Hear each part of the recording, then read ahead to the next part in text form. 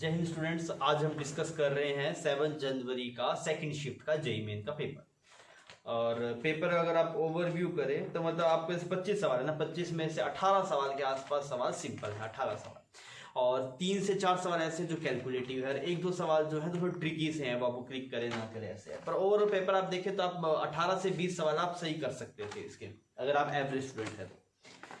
हम पहले सवाल में पढ़ते हैं। पहला सवाल बिठते ही हमें यहाँ पे ईएम वेव का दिया हुआ है, उसमें बोला गया इलेक्ट्रिक फील्ड के बारे में कुछ कुछ बोला है, तो वो लिख लेते हैं। इसमें बोला इलेक्ट्रिक फील्ड है E is equal to E naught I plus J divide by 2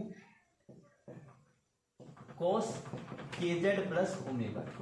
अब मैं यहाँ से क्या क्या अंदर समझ सका वो हम देखते हैं। सबसे पहले तो वेव कौन डायरेक्शन में ट्रेवल कर रही है, आप ये चेक कीजिए। जेड डायरेक्शन में, पॉजिटिव जेड या नेगेटिव जेड, नेगेटिव जेड में ट्रेवल कर रही है, इतना आपको चमकता है, ठीक।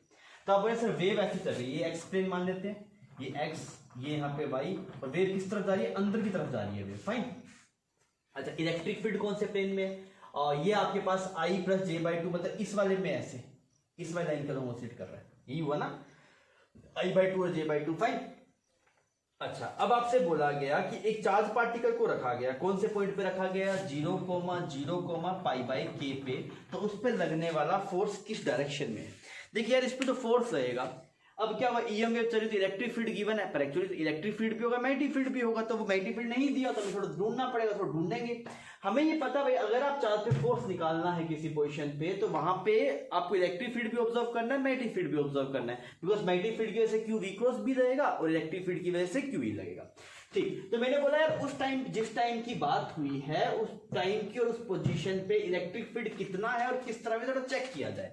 अगर आप इसके लिए हमें पुट करेंगे इलेक्ट्रिक फील्ड की वैल्यू निकालने के लिए, तो ये टर्म की वैल्यू तो 0 होगी। टाइम गिवन है क्या आपको सवाल के अंदर, आपको यहाँ पे टाइम 0 गिवन है, तो ये टर्म 0 होगी, तो आप इसकी वैल्यू पाई बाई के पुट तो कोस पाई आ गया। अब कोस पाई कितना होता है बच्चों, कोस पाई होता है -1, तो आपने बोला इलेक्ट्रिक फील्ड इतना है उस टाइम पे, आई प्लस जे बाय 2, मतलब ऐसा, मतलब किस तरफ है डायग्राम में, यहाँ पे ऐसी इलेक्ट्रिक फील्ड है, क्लियर।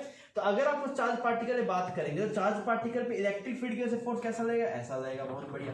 अब भाई साहब मैग्नेटिक फील्ड को ढूंढा जाए। अब मैग्नेटिक फील्ड के बारे में क्या जानते हैं, पहली बात तो मैग्नेटिक फील्ड इलेक्ट्रिक फील्ड के परपेंडिकुलर होगा, तो इस प्लेन में होगा, इस प्लेन के होगा, क्लियर। अब सर कैसे पता करें ऊपर की तरफ है कि नीचे की तरफ है, तो हमें एक और बात पता है, that is E cross B किसकी डायरेक्शन देता है आपको, जो वेव मूव कर रही है उसकी डायरेक्शन देता है। तो ई क्रॉस बी देख, अगर ऐसा होता, अगर ये इलेक्ट्रिक फील्ड तो पता ही है ना, इस टाइम पे इलेक्ट्रिक फील्ड इस तरफ है, अगर बी यहां पे होता तो बाहर की तरफ आता, मतलब ये सही नहीं है, मतलब उस टाइम पे बी किस तरफ है, इस तरफ है, ठीक। अच्छा, अब सवाल में देखते हैं कि भाई इस जो आपको पार्टिकल गिवन है इसकी वेलोसिटी किस तरफ है। तो अगर आप देखेंगे तो इसकी वेलोसिटी पॉजिटिव डायरेक्शन में, जो चार्ज पार्टिकल है किस तरफ मूव कर रहा है, बाहर की तरफ मूव कर रहा है। तो मैंने बोला कि मैग्नेटिक फील्ड किस तरफ है, इस तरफ, तो बी को आशीर्वाद दिया, वेलोसिटी किस तरफ है, बाहर की तरफ, ऐसे रखा। तो मैग्नेटिक फोर्स भी किस तरफ आ रहा है, नीचे की तरफ। तो भाई साहब इलेक्ट्रिक फोर्स और मैग्नेटिक फोर्स दोनों किस डायरेक्शन में आ रहे हैं, इस डायरेक्शन में आ रहे हैं। तो आपसे पूछा किस डायरेक्शन में है, तो parallel to I plus J by root 2, नहीं, ये तो इस तरफ है ना, आई प्लस जे बाई 2 वाली डायरेक्शन है, तो आपके पास ऑप्शन क्या हो जाएगा, C, that is anti parallel to I plus J by root 2। कर रहे हैं प्रॉब्लम नंबर 2 इसका। प्रॉब्लम नंबर 2 में आपको distance between the slits given है, लैम्डा गिवन है, डी पूछा है, और आपसे फ्रिंज विड्थ की बात की है, पर फ्रिंज विड्थ को डायरेक्टली फ्रिंज विड्थ ना देके बोला है कि the distance between 2 successive bright fringes, मतलब दो मैक्सिमम के बीच मिनिमम डिस्टेंस कितनी आएगी आपके पास में, या फिर डिस्टेंस कितनी आएगी, तो वो फ्रिंज विड्थ के बराबर आती है। मैंने फ्रिंज विड्थ का फॉर्मूला लिखा, उसमें वैल्यू पुट किया, तो ये सोल्व हो गया। अब करते हैं इसका नेक्स्ट सवाल है प्रॉब्लम नंबर 3। प्रॉब्लम नंबर 3 में अगर आप देखेंगे तो आपको क्या बोला गया, आपको बोला गया मास m है, चार्ज q है, और इसकी जो इनिशियल वेलोसिटी है वो ऊपर की तरफ है, कितनी है, v0 j कैप, क्लियर। और इलेक्ट्रिक फील्ड ऐसे इस तरफ है, कितना, E0 I कैप, बहुत बढ़िया। और मैग्नेटिक फील्ड भी इस तरफ है, कितना, B0 I कैप, क्लियर। तो इस वाले मैग्नेटिक फील्ड की वजह से क्या होगा, ये बॉडी ऐसे रोटेट करेगी और इसकी वजह से आगे चलेगी, मतलब ये आपके पास कैसा पाथ बनेगा, ये आपके पास बनेगा हेलिकल विद इंक्रीजिंग पिच। अब आपसे पूछा गया कि स्पीड कब डबल हो जाएगी, तो देखिए इससे कोई स्पीड पे कोई चेंज नहीं पड़ेगा, मैग्नेटिक फील्ड सिर्फ डायरेक्शन बदलता है, स्पीड बदलता नहीं है, तो इससे फर्क पड़ेगा। तो इससे फर्क पड़ेगा तो इससे स्पीड इस तरफ आएगी, तो ये स्पीड तो सेम के सेम v0 की v0 रहेगी, जे डायरेक्शन में, इसको तो कोई बदल नहीं सकता। इस डायरेक्शन में भी एक स्पीड आ जाएगी इस इलेक्ट्रिक फील्ड की वजह से, और आपको पता है नेट स्पीड डबल हो जानी चाहिए, तो इसकी वैल्यू कितनी बननी चाहिए, √3 v0 बननी चाहिए। अच्छा, अब इसकी स्पीड यहाँ पे कितनी है, 2 v0, तो आपको ये चेक करना है कि इस इलेक्ट्रिक फील्ड की वजह से कब इस डायरेक्शन में स्पीड √3v0 एक्स्ट्रा आ जाएगी। तो आपने क्या लिखा, v is equal to u plus 80, final velocity इस डायरेक्शन में, हम सिर्फ इस डायरेक्शन की बात कर रहे हैं। तो फाइनल वेलोसिटी इनिशियल कितनी 0 प्लस 80 की वैल्यू कितनी है QE बाई m इंटू में t, तो t की वैल्यू कितनी आ गई आपके पास √3mv0 बाय QE। क्लियर? तो कौन सा ऑप्शन मैच कर गया आपके पास में, बी ऑप्शन मैच कर गया। क्लियर? करें प्रॉब्लम नंबर 4। प्रॉब्लम नंबर 4 में क्या बोला गया, एक ब्लॉक है 10 kg मास का, इस स्ट्रिंग की लेंथ है 4 मीटर। फिर बोला गया कि इनिशियली ऐसा केस था, फिर क्या हुआ, स्ट्रिंग के मिड वाले पॉइंट पे आप एक फोर्स लगा रहे हैं, कितना कुछ F फोर्स लगा रहे हैं। अगर आप F फोर्स लगाएंगे तो ये स्ट्रिंग ऐसे टिल्ट हो जाएगी, तो ऐसे टिल्ट हो गया। ये एंगल गिवन है कि इसका जो एंगल है वो 45 डिग्री है, आपसे इस फोर्स की वैल्यू पूछिए। तो हम क्या करते हैं, यहाँ पे ये वाला एंगल ऐसे 45 डिग्री हो गया आपके पास, ठीक है। यहाँ पे रस्सी, यहाँ पे टेंशन वैल्यू T1, फाइन। तो अगर आप देखेंगे तो आपके पास क्या आंसर आएगा, और यहाँ पे नीचे की तरफ इस पे जो फोर्स लग रहा है वो कितना लग रहा है आपके पास 100 न्यूटन लग रहा है, फाइन। तो अगर आप यहाँ पे लिखेंगे तो आप क्या लिखेंगे, this is T1 cos 45 is equal to 100 newton. अगर आप बात करेंगे T1 sin 45 डिग्री, तो इसकी वैल्यू कितनी आएगी बच्चों आपके पास, इसकी वैल्यू आएगी आपके पास F। अच्छा, अब आप दोनों को डिवाइड मार दीजिए। अगर आप दोनों को डिवाइड मारेंगे तो आपके पास वैल्यू आएगी tan 45 is equal to F by 100। तो F की वैल्यू कितनी आ गई, F की वैल्यू आ गई 100 न्यूटन। तो आंसर हो गया आपके पास इसका 3 आंसर हो गया। अब हम डिस्कस करें क्वेश्चन नंबर 5। क्वेश्चन नंबर 5 में अगर आप देखें तो आपको बोला गया कि एक एडियाबैटिक प्रोसेस है जिसमें इनिशियल वॉल्यूम कुछ v था और फाइनल वॉल्यूम कुछ 2v कर दिया गया, और आपसे बोला गया कि आपको τ1 τ2 पे कमेंट करना है। τ1 τ2 है क्या, मीन कोलिजन टाइम है ना। इसका एक्सप्रेशन अगर आप देखेंगे तो अब केमिस्ट्री में इसका एक्सप्रेशन मिल जाता है, मोस्टली केमिस्ट्री में इसके बारे में दिखाया जाता है। तो पता होना चाहिए कि mean collision time is directly proportional to volume divide by under root of temperature. ये अगर आपको पता है सवाल सोल्व हो जाएगा। तो मैंने क्या लिखा, τ2 बाई τ1 आ गया v2 बाय √T2, ये डिवाइड बाय τ1 किया तो v1 डिवाइड बाय √T1। फिर आपने क्या किया, आपको पता है कि भाई ये एक्सप्रेशन लगाया जा सकता है बिकॉज आपके एडियाबैटिक प्रोसेस है, तो आपने प्रोसेस लगाया। v2 की वैल्यू किसके बराबर है, 2v1 के बराबर है। यहाँ साफ हो जाएगा तो कितना है, T1 बाई T2 वैल्यू आएगी twice of gamma minus 1, fine. तो अब आपने क्या किया, √T1 बाई √2t की वैल्यू पुट की, कितना है twice of gamma minus 1 by 2 because root था, और v2 बाई v1 की वैल्यू बच्चों कितनी है 2। अगर आप इनको मतलब करेगा तो इसे मतलब इन दोनों पावर्स को तो ऐड करेगा तो ये बन जाएगा 2 to the power gamma plus 1 by 2। हम करें क्वेश्चन नंबर 6। क्वेश्चन नंबर 6 में बोला गया एक बिल्डिंग है, बिल्डिंग के अंदर 15 बल्ब है, हर एक बल्ब की पावर 45 वोल्ट है। यहाँ पे 15 बल्ब है, हर एक की पावर कितनी है 100 वोल्ट। 15 फैंस है, हर एक की पावर 2 हीटर, ऐसे करके। तो कैसे लगा होता है बिल्डिंग में, आपको पता है सेटअप पे सब चीजें पैरेलल में होती है, सब चीजें पैरेलल में होती है, क्लियर, सब चीजें पैरेलल में होती है, क्लियर। तो ऐसे ये सब चीजें पैरेलल में लगी हुई है। तो हमसे बोला गया बताइए फ्यूज से मैक्सिमम कितना करंट जा सकता है, नहीं फ्यूज से मिनिमम कितना करंट जा सकता है। तो आपने क्या देखा, देखिए सबकी पावर रेटिंग मतलब सबकी जो आउटपुट वोल्टेज है वो सेम है, मतलब जो जैसे ये पावर की रेटिंग ऐसे होती है ना आपके पास, जैसे आपको बोला गया 50 वोल्ट कितने वोल्ट पे, तो सबकी वोल्टेज सेम है, वो कितना आपके पास दैट इज 220 वोल्ट, 220 वोल्ट सब ऐसे लिखा हुआ है। तो आप एक काम की सब पावर के साथ जोड़ दीजिए। अगर अलग अलग वोल्टेज होता तो जैसे हम करते थे पहले रेजिस्टेंस निकालते फिर करते, वैसे भी कर सकते हैं पर लेंथी हो जाएगा सवाल थोड़ा। तो आप डायरेक्टली कर सकते हैं, सब पावर को जोड़ दीजिए क्योंकि सबका वोल्टेज सेम है ना, फिर ब्लास्ट में रेजिस्टेंस निकाल लूंगा, वैसे भी तो काम कर सकता हूँ। तो अगर आप देखेंगे सारी पावर कितनी होगी आपके पास 45 इंटू में 15 प्लस 15 इंटू में 100 प्लस 15 इंटू में 10 प्लस 2000, क्लियर। तो ये वाली वैल्यू कितनी है आपके पास, ये वाली वैल्यू आ गई 760। तो अगर आप इसको निकालेंगे तो ये आ गया आपके पास 675, ये आ गया 1500 और ये आ गया 150 और ये आ गया 2000। अगर आप इसको ऐड अप करेंगे, इसको ऐड करेंगे पूरी वैल्यू आएगी 43254। तो इतनी पावर यूज हो रही है, क्लियर। तो आप ऐसे दिखा सकते हैं सर, एक रेजिस्टेंस है और यहाँ पे एक बैटरी जो आपके पास है और उससे कितना वोल्टेज आपकी उसकी वैल्यू है 220 वोल्ट और इसी पावर कितना खा रहा है आपके पास 4325 वोल्ट। फिर सबको जोड़ के एक बना दिया, तो बना सकते हो, सबका वोल्टेज डिफरेंस सेम है। फिर अगर आप यहाँ पे निकालेंगे तो power is equal to VI आप मेंशन कर लीजिए तो I मिल जाएगा ना, क्योंकि बैटरी जितना पावर दे रहा है उतना ही तो हो रहा है वहां से।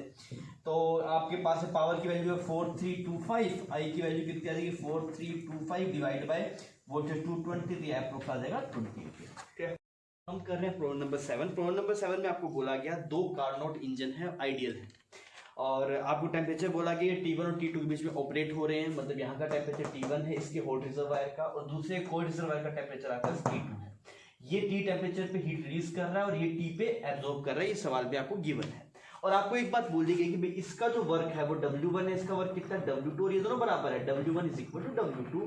तो आपसे क्या पूछा गया, टी का रिलेशन पूछा T1 माइनस T2, बस टी और इस टी का रिलेशन पूछा T1 और T2 की टर्म में। तो कैसे निकालेंगे, यहाँ पे वर्क देखते हैं। W1 की वैल्यू बताओ कितनी आएगी, W1 की वैल्यू आती है आपके पास T1 माइनस टी, ऐसे लिखते हैं वर्क डन।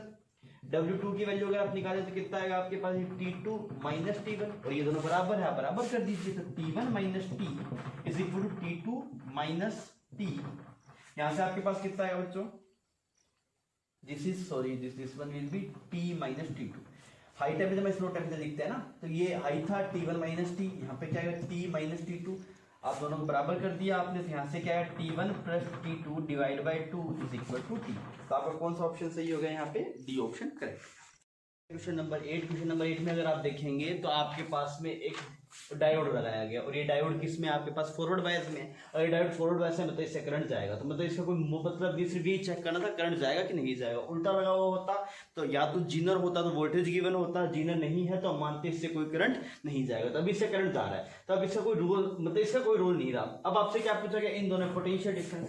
तो ये इजी सवाल है कि 10 और 10 कितने बन गए, 5 बन गए, और यहाँ पे कितना बन गया 10, टोटल हुआ 15, 2 एम्पियर करंट जाएगा। यहाँ पे पोटेंशियल डिफरेंस कितना आएगा 2 एम्पियर। बताओ ये किलो ओम में है तो आपके पास में ऐसा बन जाएगा 30 divide by 15 kilo ohm, clear, ऐसा कुछ करंट आ जाएगा। और अगर आपसे पूछा जाएगा कि बताइए इससे कितना पोटेंशियल डिफरेंस है इसके अक्रॉस ए और बी में, तो मल्टीप्लाई आर कर दीजिए। आर कितना बना है 5 किलो ओम कर दिया आपने यहाँ पे, तो इसकी वैल्यू कितनी आ गई आपके पास, दिस इज 10 वोल्ट, क्लियर।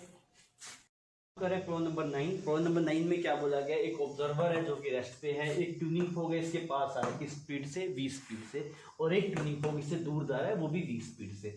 दोनों ट्यूनिंग फोक की फ्रीक्वेंसी सेम है, दैट इज 1400 हर्ट्ज। अब आपसे क्या बोला गया, अगर आप इस बंदे से पूछेंगे तो इसको 2 फ्रीक्वेंसी सुनाई देगी, एक फ्रीक्वेंसी इस ट्यूनिंग फोक की और एक फ्रीक्वेंसी इस ट्यूनिंग फोक की, फाइन। और जब 2 फ्रीक्वेंसी सुनाई देती है तो हम बोलते हैं भाई दोनों फ्रीक्वेंसी का जो डिफरेंस होता है वो होता है बीट फ्रीक्वेंसी। तो सवाल में बोला गया कि इस बंदे को जो बीट फ्रीक्वेंसी सुनाई दे रही है वो है ये वाली। आपसे बोला गया वेलोसिटी ऑफ साउंड इतना है, तो आप ये बताइए कि इस ट्यूनिंग फोक की फ्रीक्वेंसी कितनी होगी। तो आइए हम इसे निकालते हैं। तो हम बोलते हैं भी एफ एपरेंट, जो एपरेंट फ्रीक्वेंसी सुनाई देगी इस बंदे को, इस वाले की वजह से पहले चेक करते हैं। तो आप क्या लिखेंगे, ऊपर आएगी साउंड की स्पीड 350 गिवन है, वेलोसिटी ऑफ ऑब्जर्वर है ही नहीं तो आपने नहीं मेंशन, 0 है वो। फिर आपसे नीचे देखेंगे तो ये सोर्स क्या आ रहा है, पास आ रहा है, तो पास आ रहा है क्या लिखा जाएगा, माइनस या प्लस, यहाँ माइनस लिखा जाएगा। मल्टीप्लाई कितना हुआ आपके पास 1400 हर्ट्ज, क्लियर। फिर अगर आप देखेंगे एफ एपरेंट डैश, ये किसकी वजह सुनाई दे रहा है, इसकी वजह सुनाई दे रहा है आपको। तो इसकी वैल्यू कितनी है आपके पास 350 divide by 350 plus v multiply by 1400 hertz, ठीक। अब आपसे बोला गया इन दोनों का जो डिफरेंस है इन दोनों टर्म्स का, F apparent minus F apparent dash, ये वाला टर्म बड़ा होगा ना, ये पास आ रहा है जिसको ज्यादा फ्रीक्वेंसी सुनाई देगी, दूर जा रहा है कम, दिस माइनस दिस आपको गिवन है सवाल में कितना 2 बीट, तो हम निकाल लेते हैं। तो हमने इन दोनों सब्ट्रैक्ट किया तो 350 1400 हर्ट्ज, ये तो निकाल लिया कॉमन हमने। यहाँ पे क्या बचा आपके पास 1/350 minus V minus 1/350 plus V, और इसकी वैल्यू कितनी है आपके पास 2 गिवन है, फाइन। आप इसे आगे प्रोसीड कीजिए, 350 14 हर्ट्ज, ये वाली वैल्यू आपके पास आएगी 350 माइनस वी 350 प्लस वी। तो यहाँ से अगर आप चेक करेंगे तो ऊपर बनेगा 350 प्लस वी माइनस 350, ये V, clear, is equal to 2। ये इससे साफ हो गया आपके पास। अच्छा, तो यहाँ पे आपके पास एक्सप्रेशन में आया 350 1400 2v डिवाइड बाय, ये वाली टर्म क्या बनेगी आपके पास 350 का whole square minus V square, ये कितना बन गया 2 से 2 साफ हो गया आपके पास। तो यहाँ पे अगर आप देखेंगे इसके आगे तो v की वैल्यू बहुत कम है, तो यहाँ पे आप इसे नेगलेक्ट कर सकते हैं, सारे बोले ना v बहुत कम है इससे, तो यहाँ से v की वैल्यू आपको जो दिखाई देगी वो दिखाई देगी 350 का होल स्क्वायर था, नीचे आया आपके पास 350 और यहाँ पे आ गया 1400, ये साफ हो गया। यहाँ पे 1 0 से 0 साफ होगी, 5 7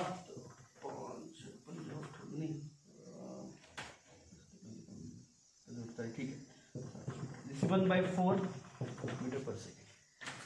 नंबर 10 में हिस्टेरेसिस कर्व है, तो थोड़ा सा एक बार देख लीजिए, लोगों को दिक्कत रहता है हिस्टेरेसिस कर्व में, बहुत ही सिंपल सा है कैसे करते हैं कर्व के अंदर? आपको बोला देखिए इनिशियली एक कोई कौन सा सब्सटेंस है, इसमें आपको गिवन है सवाल फेरोमैग्नेटिक सब्सटेंस। जैसे मान लीजिए यहाँ पे कोई सब्सटेंस है, अगर आप इसे एक्सटर्नल मैग्नेटिक फील्ड में रखते हैं तो क्या होता है, कुछ जैसे आपने एक्सटर्नल मैग्नेटिक फील्ड बढ़ाया तो इसके अंदर कुछ मैग्नेटिक फील्ड आ जाता है, फिर आप जैसे इस बी को वैल्यू जीरो कर देते हैं, इसकी बी की वैल्यू जीरो नहीं होती, इसमें कुछ मैग्नेटिक फील्ड बच जाता है, फिर आप क्या करते हैं, आप कोई डायरेक्शन में मैग्नेटिक फील्ड लगाते हैं ताकि अभी जो इसमें कुछ बी आया था उसे मारा जा सके।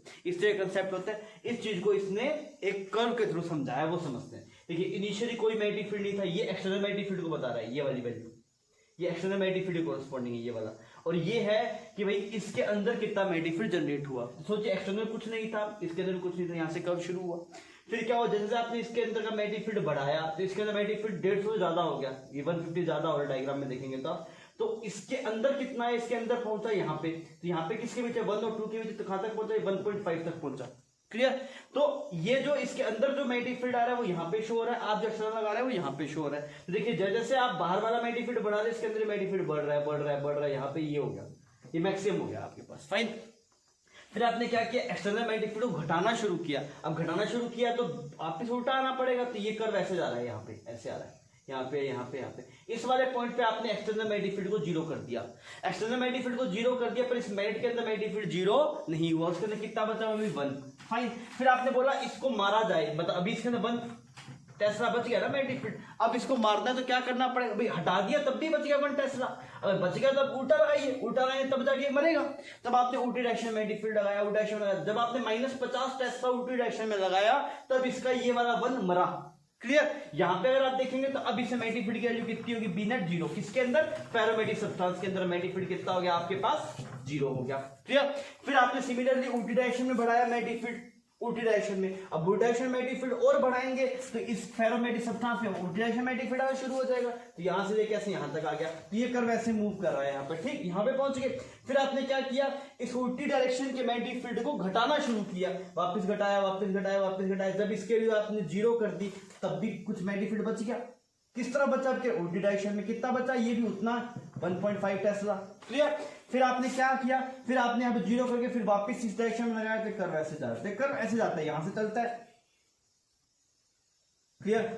इतनी बात समझ में आ गई आपको? ठीक। अब इसमें टर्म्स के नाम है कुछ कुछ, आपसे क्या पूछा गया, सबसे पहले बात की है रिटेंटिविटी। एक वर्ड देख, रिटेंटिविटी मतलब कितना मैग्नेटिक फील्ड रिटेन रह गया, मतलब आपने कुछ बी लगाया फिर बी को हटा दिया तब भी कुछ मैग्नेटिक फील्ड रिटेन रह गया, तो कितना रिटेन रह गया, 1। समझ में आ रहा है ना? आपने बी लगाया फिर हटा दिया, तो इसके अंदर फेरोमैग्नेटिक सब्सटेंस के अंदर कितना मैग्नेटिक फील्ड रिटेन रह गया, 1 रह गया। क्लियर? फिर आपसे पूछा गया कोरेसिविटी। कोरेसिविटी का मतलब ये है कि हम एक्सटर्नल मैग्नेटिक फील्ड कितना लगाएं ताकि जो मैग्नेटिक फील्ड रिटेन हुआ था वो मर जाए। हम एक्सटर्नल मैग्नेटिक फील्ड कितना लगाएं कि जो मैग्नेटिक फील्ड फेरोमैग्नेटिक सब्सटेंस में रिटेन हुआ था वो मर जाए, तो आपने कितना मैग्नेटिक फील्ड लगाया ताकि वो मर जाए, -50 लगाया। क्लियर? तो कोरेसिविटी की वैल्यू कितनी होगी, -50 होगी। फिर आपसे पूछा गया सैचुरेशन। सैचुरेशन आप मैक्सिमम में चले जाओ, कितने पे आप सैचुरेशन में पहुंचे, तो यहाँ पे कितने, 1.5 पे, तो आंसर आ गया 150 और 1.5, तो आपका 4 ऑप्शन करेक्ट हो गया। हम कर रहे हैं प्रॉब्लम नंबर 11। प्रॉब्लम नंबर 11 में क्या बोला गया, एक प्लेनर कोई आपके पास में लूप था और मैग्नेटिक फील्ड एक्सिस के परपेंडिकुलर डायरेक्शन में, अंदर बाहर कुछ भी हो सकता है और मेंशन भी। अब इसको आपने घुमाना शुरू किया तो आपसे बोला गया इसमें ईएमएफ इंड्यूस होगा, तो किस टाइम पे, जैसे t = 0 पे ये कंडीशन थी कि ऐसे प्लेन में है, आपसे पूछा है कब ये जो ईएमएफ इसमें जो इंड्यूस होगी वो मैक्सिमम और मिनिमम होगी, उसका टाइम पूछा है।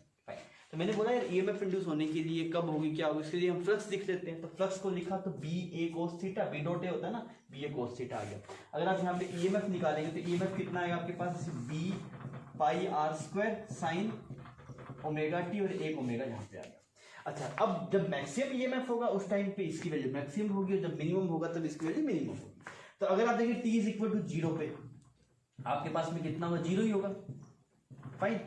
और अगर आप बात करेंगे t = π/2 पे, मतलब ये इसकी जो वैल्यू है आपके पास, ये ओमेगा टी की वैल्यू 0 पे कितना हो जाएगा, 0। अगर आप ओमेगा टी की वैल्यू π/2 बना देंगे तो कितना हो जाएगा, मैक्सिमम। फिर अगर आप ओमेगा टी की वैल्यू कितनी बना देंगे, पाई, फिर वापस कितना हो जाएगा आपके पास, मिनिमम। फिर अगर आप ओमेगा टी की वैल्यू यहाँ पे 3π/2 बना देंगे फिर क्या हो जाएगा आपके पास, मैक्सिमम। फिर अगर आप ओमेगा टी की वैल्यू यहाँ पे आपके पास 2 पाई बना देंगे तो ये वाली वैल्यू वापस क्या हो जाएगी, मिनिमम, और कितना हो जाएगा 0। क्लियर। मतलब यहाँ पे ऐसा नहीं है जब आपके पास में इस वाले टाइम पे अगर आप देख रहे होंगे तो एक सेंस में आ रहा होगा, इस वाले टाइम पे देख रहे होंगे तो अपोजिट सेंस में आ रहा होगा, तो इस वजह से एक पॉजिटिव एक नेगेटिव आ रहा है। पर मैग्नीट्यूड की बात हो रही है तो मैग्नीट्यूड समझ में आ रहा है आपको, 0 कहाँ पे होगा। तो अब आप देखिए इसकी तो t इक्वल 0 तो ऑप्शन में है ही नहीं, तो वो हमने छोड़ दिया। यहाँ पे देखते हैं तो यहाँ पे ओमेगा की वैल्यू कितनी है, 2 पाई बाय टाइम पीरियड कितना है आपके पास 10 second, fine, multiply t is equal to pi by 2। तो यहाँ से बच्चों t की वैल्यू आपके पास कितनी आ गई, ये 5 आ गया ना आपके पास, पाई से पाई, दिस इज 5/2 सेकंड। तो 5/2 पे मैक्सिमम है, 5/2 कोरस्पॉन्डिंग कोई ऑप्शन है क्या, हाँ है ऑप्शन। तो a सही हो सकता है, b सही हो सकता है, अभी देख रहे हैं अभी अपने करके ना। इस पे चलते हैं। यहाँ पे अगर आप चलेंगे तो ओमेगा की 2 pi by 10 t is equal to pi, तो t की वैल्यू कितनी है 5 सेकंड। तो 5 सेकंड पे क्या होना चाहिए बच्चों, 5 सेकंड पे मिनिमम होना चाहिए, 5 सेकंड पे मिनिमम होना चाहिए। हाँ तो ये बात बन रहा है, ए ऑप्शन में क्लियर हो रहा है। आगे आप चेक करें तो ए सही हो गया, तो आगे वाले तो नहीं सही होंगे, आप करके देख लीजिए चाहे, फाइन। तो इसके हिसाब से इसका ए ऑप्शन सही हो गया। हम करें प्रॉब्लम नंबर 12। प्रॉब्लम नंबर 12 में आपसे बोला गया b²/2 म्यू नॉट की डायमेंशंस क्या है। तो ये टर्म देखा है ना, ये क्या होता है, du/dv, जिसे energy per unit volume in magnetic field. तो आपने पता सर ये क्या है, ये है एनर्जी पर यूनिट वॉल्यूम। तो आप एनर्जी की तो कोई भी फॉर्म सीख सकते हैं। सबसे आसान क्या है, हाफ एम वी स्क्वायर आसान लगता है, हाफ एम वी स्क्वायर लिख देते हैं। हम डायमेंशन निकालना है ना, इसको हाफ एम वी स्क्वायर की डायमेंशन निकाल लेते हैं, क्योंकि एनर्जी की डायमेंशन तो या तो याद हो, नहीं आता आप हाफ एम वी स्क्वायर लिख लो। और वॉल्यूम कितना होता है आपके पास, वॉल्यूम हो गया लेंथ का क्यूब। क्लियर। तो ये कितना आया, मतलब ये मास है तो केजी आ गया। इसका कितना आएगा आपके पास, ये मीटर पर सेकंड होता है, तो लेंथ का स्क्वायर डिवाइड बाय टाइम का स्क्वायर। और यहाँ पे क्या आ गया आपके पास, लेंथ का क्यूब आ गया। इसको आप मास से डिनोट कर देते हैं, m से, फाइन। तो ये टर्म आपके पास साफ हो गया। तो कितना आया, m l की पावर -1 और t की पावर -2, m l की पावर -1 t की पावर। तो आपके पास ऑप्शन 1 करेक्ट होगा। बच्चों इस सवाल में हम 30 नंबर प्रॉब्लम पे हैं, और इसमें हमें क्या निकालना है, इसमें हमें निकालना है मोमेंट ऑफ इनर्शिया। किसका मोमेंट ऑफ इनर्शिया, डिस्क का मोमेंट ऑफ इनर्शिया वैसे तो होता है mr²/2 mr²/4 जो बेसिक है। पर इसमें क्या है ना, आपके पास में जो मास डेंसिटी है, मास पर यूनिट एरिया जो आपके पास में है वो कांस्टेंट नहीं है, वो वेरिएबल है। तो वो वेरिएबल है, उसकी वैल्यू गिवन है sigma is equal to a plus B R. A और बी यहाँ पे आपके पास कांस्टेंट है। और आपको कौन से एक्सिस के अबाउट में मोमेंट ऑफ इनर्शिया निकालना है, इस एक्सिस के अबाउट आपको मोमेंट ऑफ इनर्शिया निकालना है। तो मैंने बोला एक एलिमेंट पकड़ना पड़ेगा। अच्छा एलिमेंट कैसा पकड़ा जाए, हमने एक रिंग को एलिमेंट पकड़ा है। तो अगर आप देखेंगे तो इस रिंग का जो मोमेंट ऑफ इनर्शिया होगा di, इस रिंग का मोमेंट ऑफ इनर्शिया वो कितना होगा, इंटीग्रेशन ऑफ dm इंटू में r²। इतना सही है बच्चों। इस एक्सिस के अबाउट इस रिंग का कितना होगा mr², तो इसका m लिखा dm इंटू में r²। अब dm को लिखा जाए तो dm कितना आएगा आपके पास में, dm आएगा सिग्मा मल्टीप्लाई 2 पाई r इंटू में डी आर। बिकॉज सिग्मा क्या है, मास पर यूनिट एरिया, तो हमें इस एलिमेंट का ये लेना, इस एलिमेंट का ये कितना होगा 2 पाई आर। तो इसकी ये जो आपके पेरीमीटर है वो हो गया, और डी आर आपने क्या माना है, इसकी विड्थ माना है। क्लियर। तो ये आ गया आपके पास। तो ये डीएम मल्टीप्लाई क्या कर दिया आपने r²। ठीक है बच्चों। अब आओ 2 पाई को बाहर निकाल लिया, 2 पाई कॉन्स्टेंट टर्म थी, तो यहाँ पे क्या बना आपके पास a, ये r और वो r³ बन गया टोटल, a ये r और ये r², dr प्लस इंटीग्रेशन कर देते हैं। b का करेंगे तो आपके पास कितनी पावर आएगी, b की पावर आपके पास दिखाई देगी b की पावर 4 इंटीग्रेशन dr। लिमिट्स कहां से कहां तक जाएगी r की, 0 से लेके कैपिटल r, 0 से लेके कैपिटल r। तो ये आप सोल्व करेंगे तो इसकी वैल्यू आएगी a r की पावर 4/4 ना, तो r की पावर 4/4 प्लस यहाँ पे कितना आएगा बच्चों b r की पावर 5/5। डन। तो इसके हिसाब से अगर आप देखेंगे तो आपको कौन सा ऑप्शन करेक्ट हो रहा है, पहले आप देख लीजिए। 2 पाई r की पावर 4 बाहर आ रहा है आपके पास, a/4 प्लस br/5, तो आपके पास इसका ऑप्शन करेक्ट हो गया, थर्ड ऑप्शन आपके पास करेक्ट हो गया।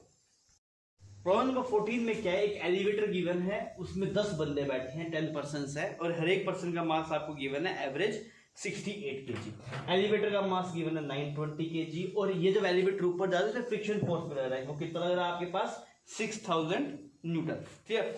आपसे पूछा गया बताइए जो एलिवेटर की मोटर होगी और ये किस स्पीड से ऊपर मूव कर रहा है, ऊपर इस तरफ मूव कर रहा है 3 मीटर पर सेकंड से। तो आपको बोला गया कि ये जो एलिवेटर की मोटर है ये कितनी पावर दे रही होगी। तो मैंने बोला ठीक है भाई, जितनी पावर का लॉस हो रहा है उतना पावर देना पड़ेगा। तो कितना पावर का लॉस हो रहा है देखिए, फ्रिक्शन फोर्स की वजह से 6000 न्यूटन, mg की वजह से कितना आ रहा है 920, इसका मास आ गया 10% का मास कितना आ गया 680 मल्टीप्लाई जी प्लस यहां पे इसका कितना फोर्स है इतना फोर्स आ गया। पावर क्या होता है बच्चों, पावर होता है एफ डॉट वी, तो फोर्स ऊपर की तरफ फोर्स नीचे की तरफ और वेलोसिटी ऊपर की तरफ, तो नेगेटिव पावर आया बिकॉज आपको मतलब ये वर्क खा रहा है तो आपको इसकी कोरस्पॉन्डिंग पॉजिटिव वर्क करना पड़ेगा, तो इतना वर्क आपको करना पड़ेगा। इसकी वैल्यू अगर आप निकालें तो कितना आ गया 8 तो 10 और 1 1600 ये आ गया आपके पास, और यहाँ पे 16,000 हो गया और यहाँ पे 6,000 हो गया आपके पास में, तो कितना बन गया ये आपका 22,000 मल्टीप्लाई 3 कितना आ गया 00066। तो आपके पास कौन सा आंसर मैच कर रहा है बच्चों, इसका आपके पास आंसर मैच कर रहा है 4। डन। आपको सवाल में बोला गया कि एक इलेक्ट्रॉन है और एक ऐसे कोई फोटोन है, क्लियर। दोनों की एनर्जी ई है, इसकी एनर्जी भी ई है और इसकी एनर्जी भी ई है। इसकी एनर्जी ई किसके बराबर होगा, ई होगा हाफ एम वी स्क्वायर के बराबर, और इसकी जो एनर्जी ई होगी वो किसके बराबर होगी hc/λ। आपसे बोला गया रेशियो बताना है किस किस का, de Broglie wavelength associated with the electron fine and wavelength, photon की वेवलेंथ नहीं बोली, फोटोन की डी ब्रोगली वेवलेंथ नहीं बोली, फोटोन की क्या बोली सिर्फ वेवलेंथ, फाइन। तो हम रेशियो निकालते हैं, तो रेशियो अगर आप देखेंगे तो लैम्डा ऑफ इलेक्ट्रॉन कौन से वाला, डी ब्रोगली वाला, और सिर्फ लैम्डा ऑफ फोटोन निकालना। लैम्डा ऑफ डी ब्रोगली कितना होता है h/p होता है, p की जगह क्या लिख सकते हैं √2me, फाइन। और इसकी लैम्डा की वैल्यू आपको गिवन दैट इज hc/e। अगर आप इसको सोल्व करेंगे तो ये h सेट आपके पास साफ हो गया, तो यहाँ पे कितना बचा √2m,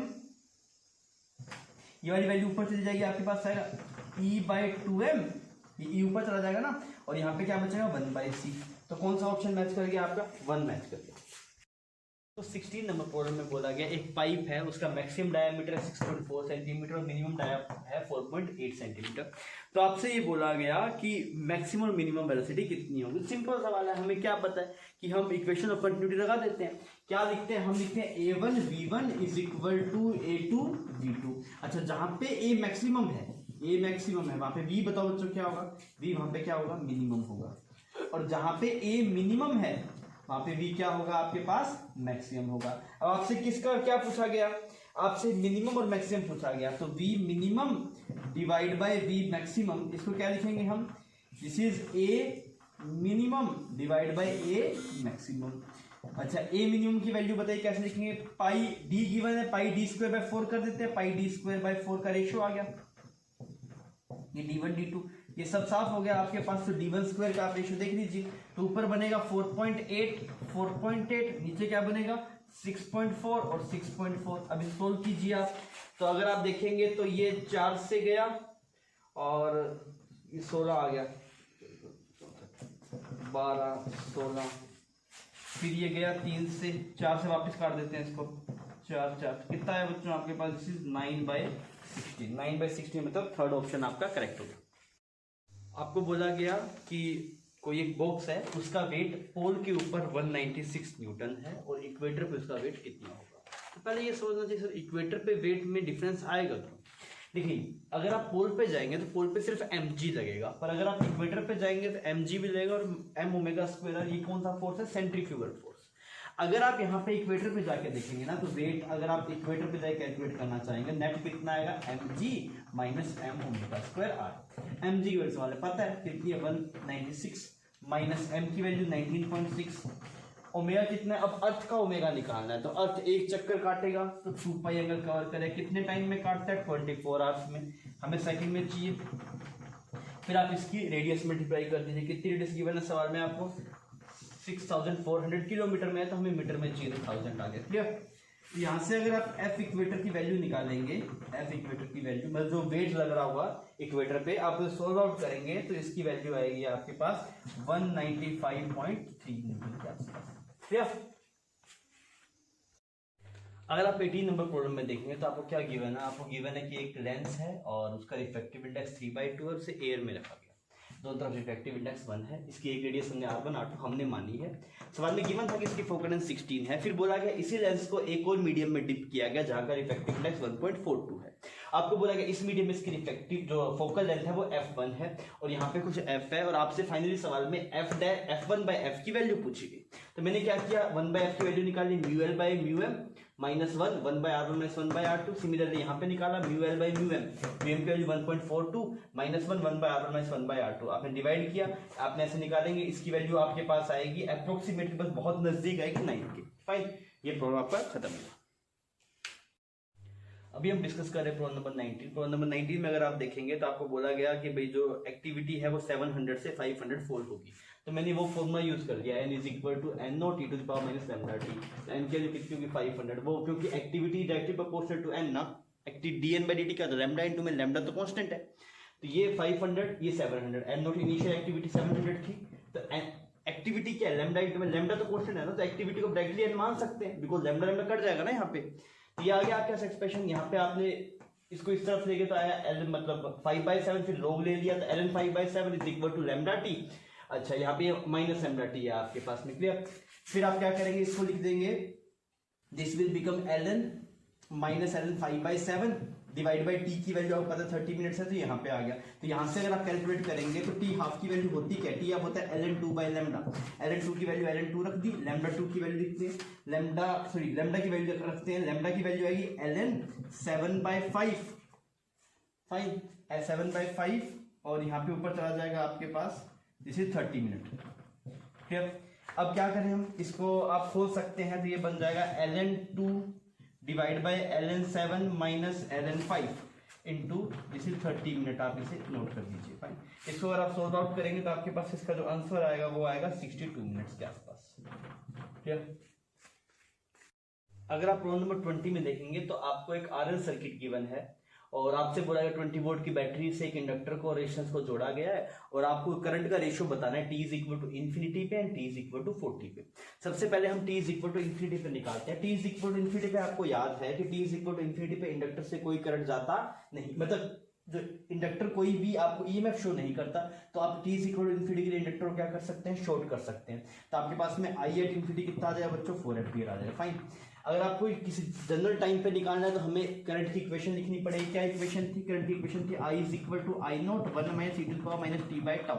I = I0 की वैल्यू कितनी है आपके पास 4, 1 - e to the power - t/τ। Tau की वैल्यू क्या होती है इसमें, टाउ = वहां पे होता है, अगर r से क्यों था, टाउ = r से, यहाँ पे होता है टाउ = L/R। तो L की वैल्यू आपने पुट कर दी 10 milli henry divide by r कर दिया आपने 5। क्लियर।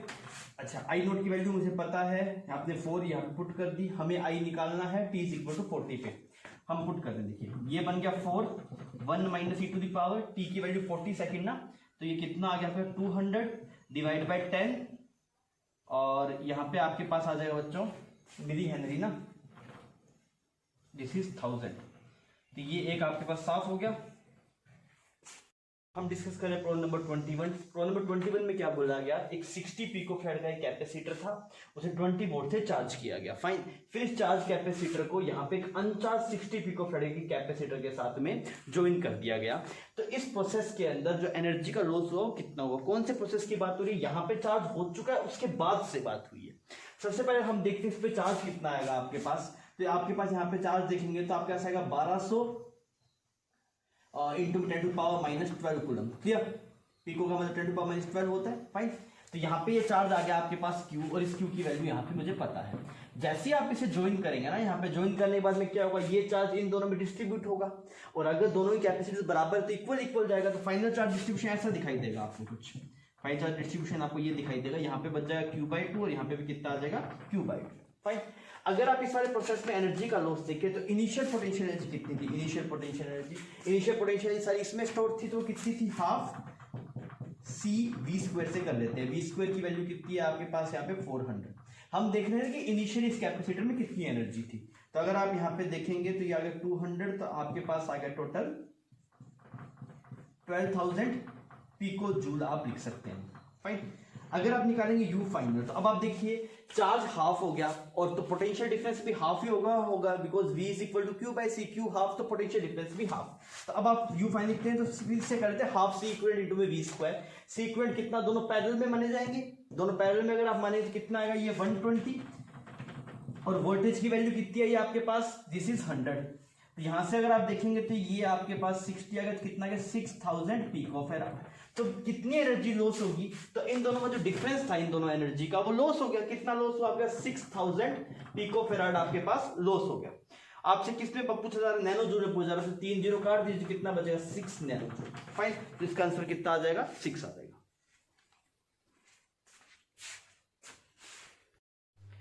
हम बात कर रहे हैं प्रॉब्लम नंबर 22 में पोटेंशियोमीटर का सवाल है। आपको बोला गया यहाँ पे ऐसे एक बैटरी, ये तो एक्सटर्नल सर्किट है, मतलब इसमें कुछ करंट मान लेते हैं आई फ्लो कर रहा है आपके पास, ठीक है। और ये कुछ एक बैटरी है, इसकी कुछ ईएमएफ कुछ ही, इंटरनेशनल कुछ आर। आपको बोला गया इनिशियली जो इसका बैलेंस पॉइंट है वो आपको मिल रहा है 560 पे, 560 सेंटीमीटर पे। तो अगर आप 5 मान लीजिए आई करंट जा रहा है, तो आई और मान लेते हैं 560 सेंटीमीटर की बात हुई है ना आपके पास, तो 560 सेंटीमीटर की रेजिस्टेंस मान लेते हैं 560 इंटू में एक्स, ये एक्स होगी इसकी रेजिस्टेंस पर यूनिट लेंथ, इसकी रेजिस्टेंस पर यूनिट लेंथ इस वाली कोई की। फाइन, तो ये इतना पोटेंशियल ड्रॉप आ गया, तो वो किसके बराबर होगा, ई के बराबर होगा। ये इक्वेशन नंबर 1। अब आप इक्वेशन नंबर 2 में सुनिए क्या बोला गया। उसने बोला इस बैटरी के पैरेलल में एक रेजिस्टेंस लगा दी। कितने ओम की रेजिस्टेंस लगाई है पैरेलल में, 10 ओम की रेजिस्टेंस लगा दी। अगर आप 10 ओम की रेजिस्टेंस लगाएंगे तो यहाँ पे आपके पास में, और जैसे आपने ये रेजिस्टेंस लगाई ना, तो ये नल पॉइंट शिफ्ट हो गया 60 सेंटीमीटर से, तो कम ही होगा, कम होगा तो कितना बनेगा, नल पॉइंट 500 बनेगा। कम क्यों होगा, बिकॉज करंट फ्लो करेगा तो इसके अक्रॉस नेट ई की वैल्यू घटेगी ना, और अगर नेट ई की वैल्यू घटेगी तो पोटेंशियल ड्रॉप भी घटना चाहिए। तब मैं बोल रहा हूं ई माइनस जो इससे जो करंट फ्लो कर रहा है उसको बोलते हैं I1, या फिर इसको I1 बोल देते हैं, माइनस I1 इंटू में इसकी internal resistance is equal to ये पोटेंशियल ड्रॉप। अभी कितना बच गया, ये पहले 560 था, अभी कितना हो गया, ये 500 हो गया। तो आप क्या लिखेंगे, आई 500 इंटू में एक्स। बच्चों आई इसमें करंट फ्लो कर रहा है, I1 हमने इसमें माना है। अब आप ये बताइए I1 की वैल्यू कितनी होगी, I1 की वैल्यू होगी this is E divide by इसकी इंटरनल रेजिस्टेंस कुछ आर मान ली, इसकी इंटरनल रेजिस्टेंस कुछ आर मान ली, प्लस 10 ये करंट फ्लो हो रहा होगा, ये इसकी multiply R is equal to I 500 X. Clear, ये इक्वेशन नंबर 2 है। अब हमें क्या चाहिए, हमें चाहिए इस आर की वैल्यू। तो क्यों ना हम इन दोनों इक्वेशंस को डिवाइड कर दें। अगर आप दोनों इक्वेशन को डिवाइड करेंगे तो ये तो 1 बनेगा, डिवाइड बाय यहाँ पे वैल्यू बनेगी 1 minus R divide by R plus 10, और यहाँ पे वैल्यू कितनी बनेगी आपके पास, this will become 560 divide by 500। Clear, अच्छा आप इसे ऊपर लेके चले जाइए, तो यहां से अगर आप आगे सोल्व करेंगे तो r बाई 10 ऊपर चला गया आपके पास, और ये वाली वैल्यू बची आपके पास 10 इज इक्वल टू 560 बाई 500। ये एक जीरो यहां से, एक जीरो यहां से, तो आया 5r plus 50 is equal to 56 यहां से। तो r की वैल्यू कितनी आएगी बच्चों, r की वैल्यू आपके पास आ गई 6/5 ओम। अब इसको इसने बोला 10 की टर्म में लिखना है, n/10, तो यहाँ पे कितनी वैल्यू बन जाएगी आपके पास, इसको अगर आप n/10 के बराबर करेंगे 10 की वैल्यू कितनी आ जाएगी आपके पास 12 हो जाएगी। क्लियर, हम कर रहे हैं प्रॉब्लम नंबर 23 वेक्टर का प्रॉब्लम है। इसमें बोला गया the sum of 2 vector p vector and q vector is r such that magnitude of r vector is equal to magnitude of p vector। तो आपने ऐसे वेक्टर बना दिए, ये p वेक्टर ऐसे बना दिया आपने। फाइन, अब ये जो रिजल्टेंट होगा वो p के बराबर है, मैग्नीट्यूड बराबर है। मतलब अगर आप यहां से कोई सर्कल ड्रॉ करेंगे ऐसे, तो इसका रिजल्टेंट इसी पे से किसी को टच कर रहा होगा। तो मान लीजिए यहाँ पे ऐसे कुछ q वेक्टर मान लेते हैं, और ये वाला वेक्टर कितना हो गया आपके पास r वेक्टर। क्लियर है ये बात, तो ये यहाँ पे हो गया आपके पास p वेक्टर, ये वाला वेक्टर q वेक्टर, ये वाला हो गया r वेक्टर। इतना सा।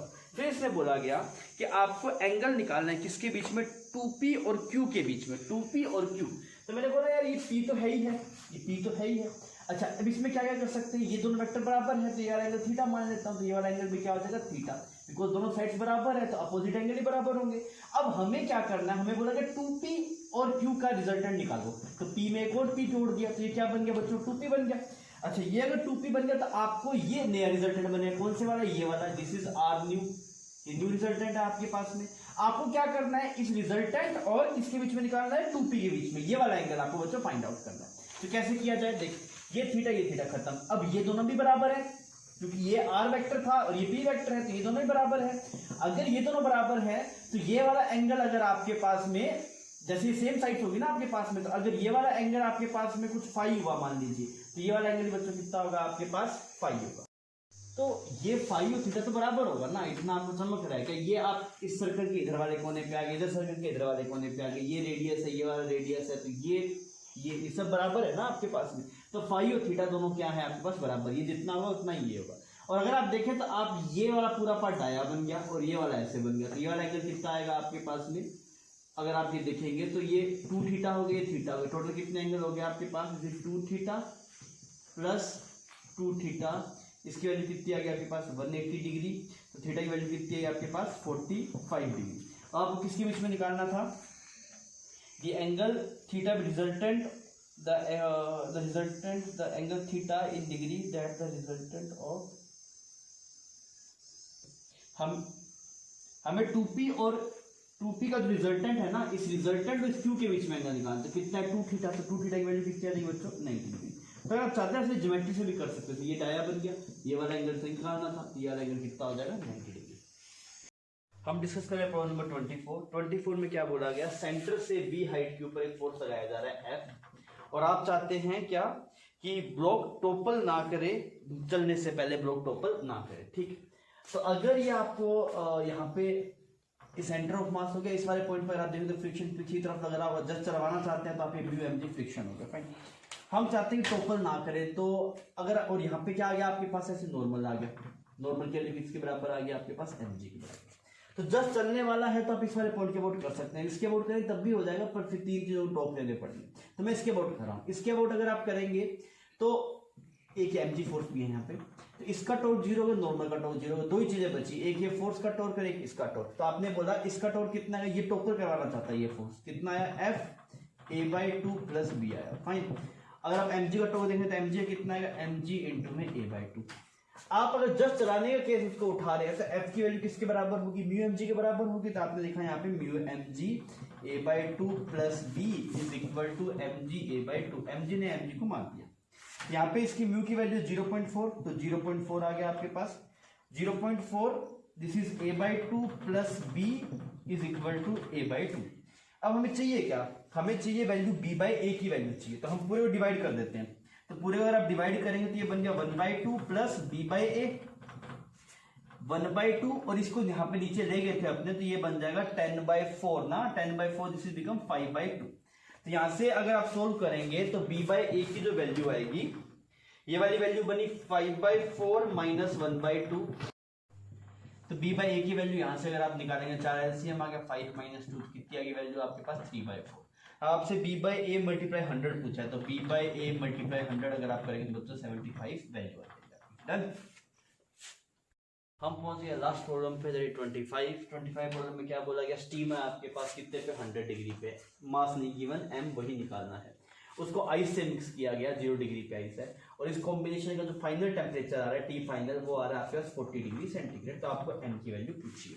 तो मैंने पहले ये बोला ऐसा आइस को कितनी हीट चाहिए, तो आइस को कितनी हीट चाहिए, देखिए सबसे पहले तो आइस को मेल्ट होके पानी बनना है, तो उसमें कितनी चाहिए आपको, कितना गिवन है 80 गिवन है आपको, लेटेंट हीट ऑफ फ्यूजन 80, ठीक है 80 कैलोरी इसमें चलेगी। फिर देखते हैं, फिर टेम्परेचर बढ़ाना है, कितना टेम्परेचर बढ़ाना है 40 डिग्री बढ़ाना है, तो इतनी हीट इसको चाहिए, क्यू रिक्वायर्ड, किसको रिक्वायर्ड है, आइस को रिक्वायर्ड है। तो ये वाली वैल्यू कितनी आ गई आपके पास 16,000 प्लस ये वाली वैल्यू कितनी आ गई 8,000, टोटल कितनी हो गई आपके पास 24,000 कैलोरी हीट चाहिए। तो स्टीम को इतनी हीट छोड़नी पड़ेगी।